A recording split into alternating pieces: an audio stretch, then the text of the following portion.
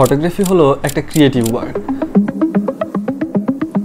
So আপনার creativity দেখানোর জন্য অবশ্যই ক্যামেরার ম্যানুয়াল মোড সম্পর্কে খুব ভালো ধারণা থাকতে হবে। তাই আজকে আমি কথা বলবো ফটোগ্রাফির ম্যানুয়াল মোড নিয়ে। আর এই ম্যানুয়াল মোডের সবথেকে গুরুত্বপূর্ণ অংশ হলো এক্সপোজার। এবার প্রশ্ন আসতে পারে, হোয়াট ইজ এক্সপোজার? সোজা বাংলায় এক্সপোজার হলো এক গ্লাস জুস যা তৈরি করতে তিনটি উপাদান ব্যবহার করা হয়। Number 1 ISO, number 2 aperture and number 3 shutter speed. এই তিনটি উপাদানের সংমিশ্রণ হলো এক্সপোজার। তাহলে চলুন এই তিনটাকে আগে এক্সপ্লেইন করি।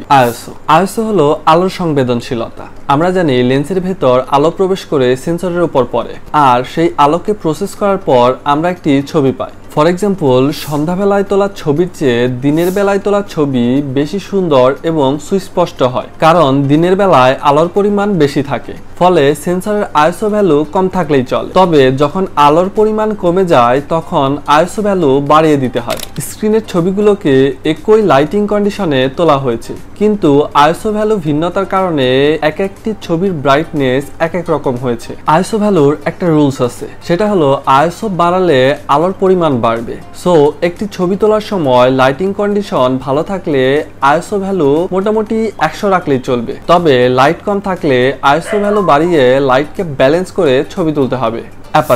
অ্যাপারচার বিষয়টাকে বোঝা আরো বেশি সহজ। লেন্সের মধ্য দিয়ে কি পরিমাণ আলো প্রবেশ করবে সেইটা নির্ধারণ করাই হলো অ্যাপারচারের কাজ। লেন্সের অ্যাপারচার রিং ঘোরালে দেখতে পারবেন একটি ছিদ্র বা হোল ছোট কিংবা বড় হচ্ছে। এই ছিদ্র যখন বড় হয় তখন ক্যামেরাতে পর্যাপ্ত পরিমাণের আলো প্রবেশ করতে পারে, আবার যখন ছিদ্র ছোট হয় তখন কম পরিমাণ আলো ক্যামেরাতে প্রবেশ করে।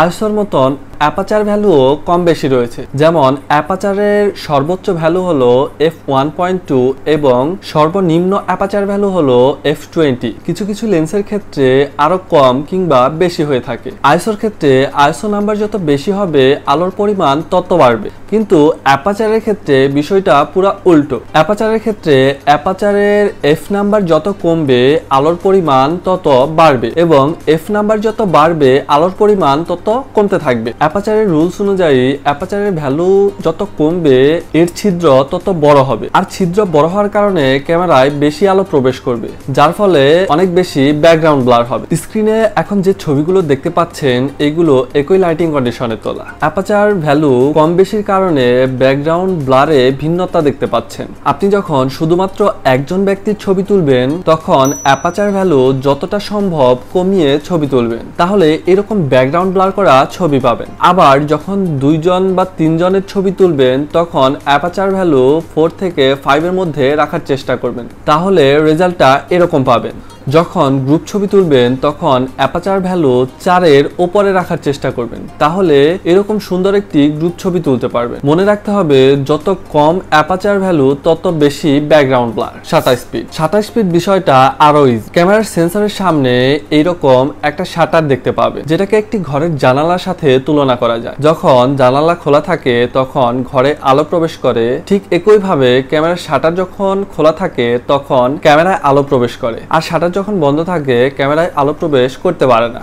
শাটার স্পিডেরও একটি রুলস রয়েছে। ক্যামেরায় লক্ষ্য করলে দেখতে পাবেন 1/50, 1/100 অথবা 1/200। 1/50 শাটার স্পিডের মানে হচ্ছে 1 সেকেন্ডের 50 ভাগের 1 ভাগ সময় নিয়ে একটি ছবি তোলা হবে। শাটার স্পিডের কিছু প্র্যাকটিক্যাল উদাহরণ দেওয়া যায়, তাহলে আপনি বুঝতে পারবেন শাটার স্পিড ফটোগ্রাফিতে কেন এত গুরুত্বপূর্ণ।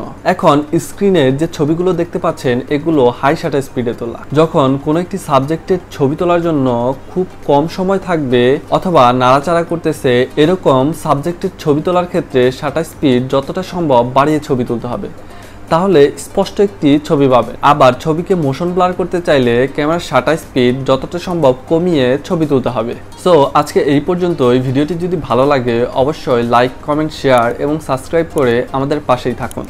ধন্যবাদ সবাইকে।